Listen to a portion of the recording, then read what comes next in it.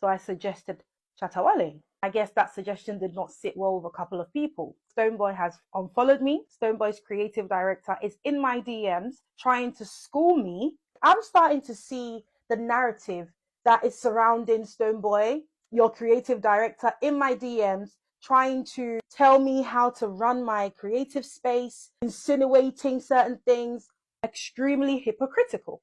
I'm not going to be on. According to Ohima Asani, a Ghanaian creative journalist and investor, Stonebwoy has blocked her on social media after she mentioned Shatta Wale to Silent Addy, a Jamaican producer for a musical project.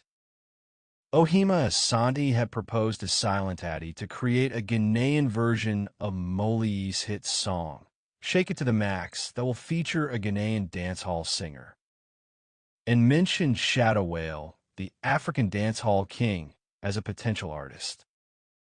However, this suggestion did not really sit well with Stonebwoy, who unfollowed her on Instagram.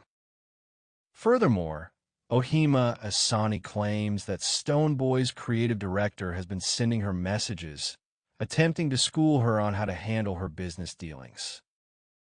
She maintains that the creative director is trying to intimidate her into suppressing the truth and conforming to their perspective to forcefully get Stonebwoy on the remix, portraying Shatta Wale in a negative light.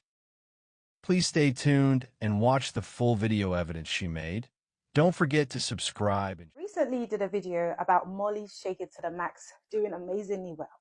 Molly is Ghanaian. She's done an incredibly beautiful banging song, which is making the waves, right? For Ghana and for the Caribbean. I thought to myself that there are multiple remixes to that song. It would be nice for there to be a Ghanaian version. This particular statement sparked the attention of the producer. Producers mentioned that they had not been contacted by any Ghanaian artist to jump on the track.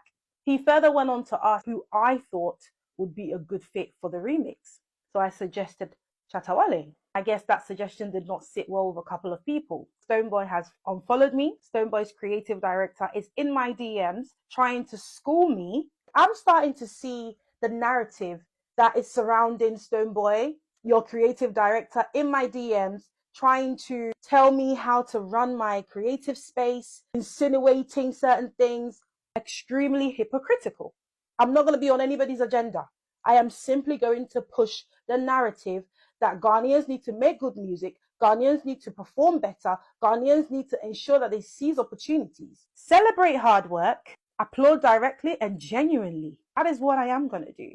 But we are also going to call a spade a spade. The agenda that I have for the Ghana music industry is not a negative one. I strive for impact, a change in the industry. And this was an opportunity to prove that. In my caption, I made a poll, mentioned a couple of dancehall artists' names. This was typically an opportunity to spark a conversation. And it did. Shatta Wale has a few things lined up. He's making waves in Jamaica. He's also coming to London to have a show. I just simply thought it would be a perfect way to leverage off that. Strategic plans to be able to propel him as Shatta Wale and also make another win for Ghana. It's not because I'm picking sides. It's simply because my content and I have a choice. Caribbeans have a remix culture. It's a compliment to them. What I got out of that message sent to me by Stonebwoy's creative director is that I should compromise truth, compromise reality, sugarcoat it, massage egos, and not tell it as it is.